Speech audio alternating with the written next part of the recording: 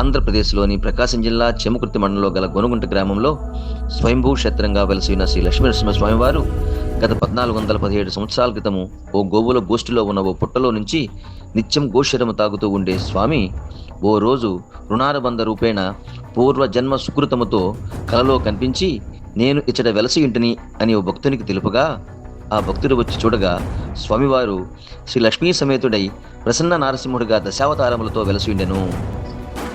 అప్పుడు వెలిగించిన అఖండ జ్యోతి ఇప్పటికీ ప్రకాశిస్తూనే ఉన్నది.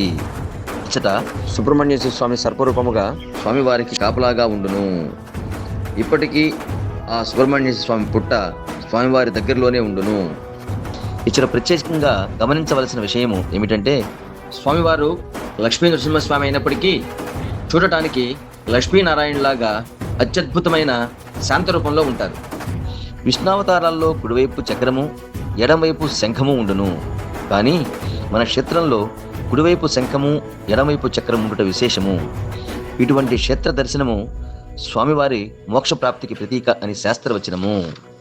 ఈ క్షేత్రమందు పంచబేరములతో కూడి వైఘానస ఆగమోక్తముగా ద్వికాలార్చన, శుక్ర శనివారములో స్వామి అమ్మవార్ల సహస్రనామార్చన, పక్షంలో వచ్చే ఏకాదశికి విశేష పూజలు, స్వాతి నక్షత్ర అభిషేకము మరియు కార్తీక మాసంలో దీపోత్సవము వార్షికంగా విశేషంగా అత్యద్భుతంగా స్వామివారి శాంతి కళ్యాణము మహోత్సవము జరుగును.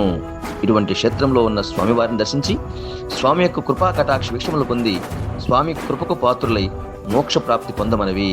సర్వే జనా సుఖినో భవంతు, సమస్త సన్మంగళాని సంతు.